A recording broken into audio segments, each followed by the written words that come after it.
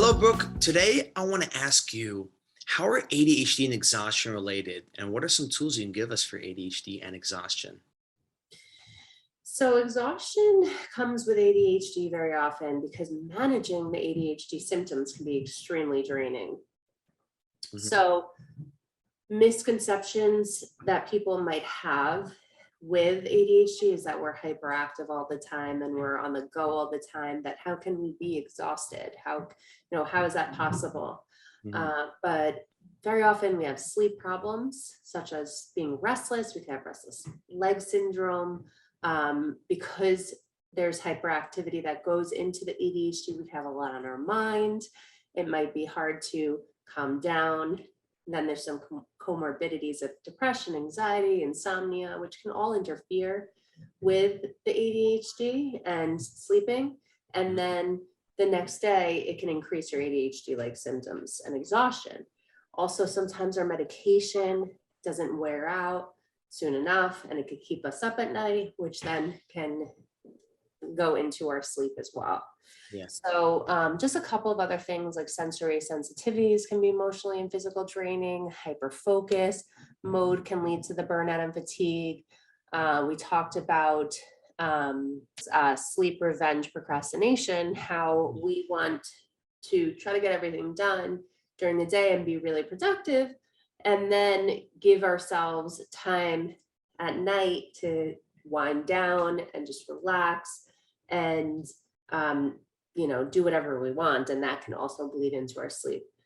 So, some tools to help ADHDers with exhaustion is to really just understand what types of things energize you rather than draining you.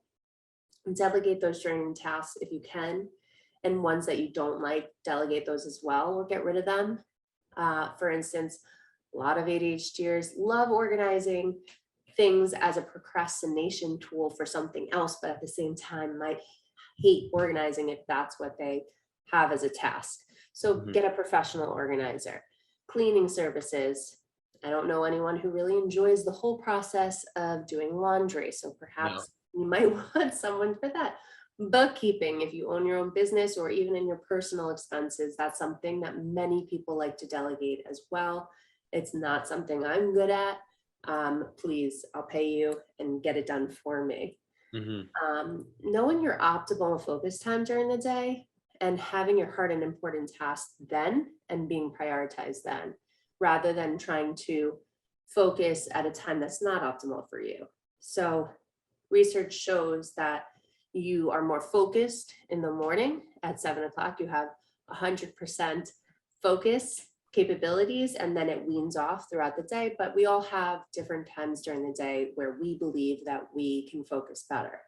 Mhm. And also learning when to take breaks, knowing your optimal focus time, which is typically 10 to 40 minutes, and when to stop so you can have your breaks so you don't burn out. So, those are some tools that I think might be helpful for the community for ADHD and exhaustion.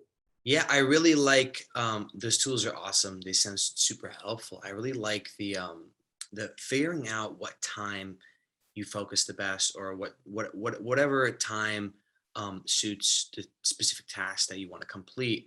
And I think it's super important to take time and just contemplate, figure out the cause. Why are you feeling exhausted? And think about the solutions that have worked in the past. And I think it's super important to sit down and mind map that stuff.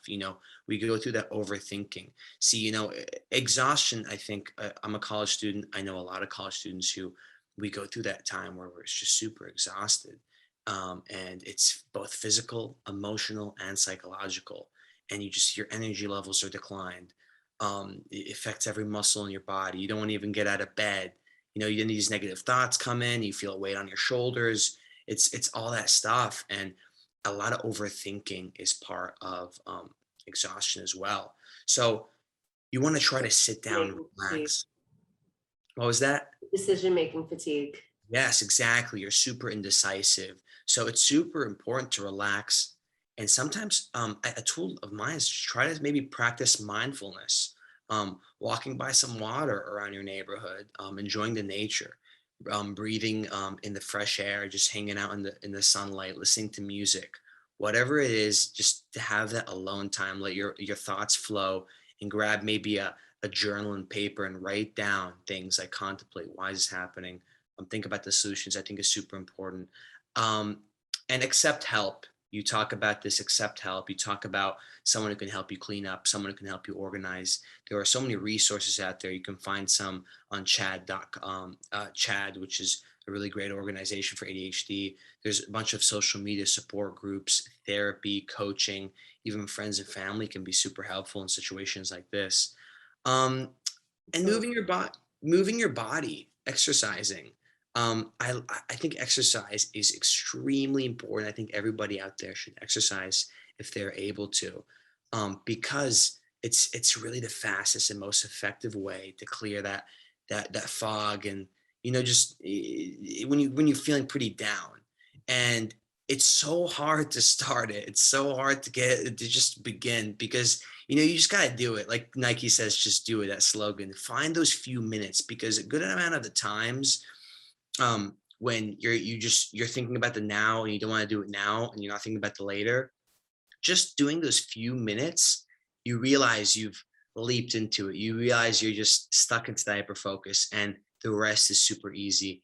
My dad always tells me, don't start off with one push-up, and every day add another push-up. And he tells me that just so I just don't hurt myself. He doesn't want me to lift too many heavy weights. But I think it's super important in general, to really find that routine and create those habits that us with ADHD have trouble creating and finding. So just do it. Those tasks when you're feeling super exhausted, getting some exercise, it has really good, profound impact on your cognitive abilities, your mental health. Just try to find that support group, and yeah. yeah. So the self-care that we all know and love, of course, is important, and it plays into managing our exhaustion.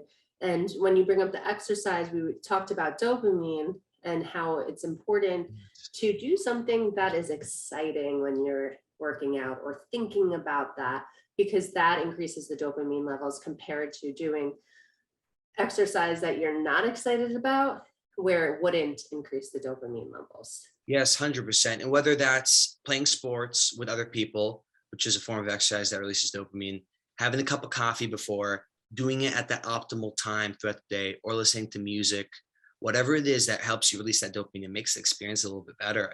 We've gone over this in a dopamine episode we've recently done, posted, but 100%. And I think in those times of exhaustion, these tools, you need to kind of push through, and it'll eventually get better. It's more of day by day. You remember, it's a physical, emotional, and psychological, and you need to really tackle all these areas.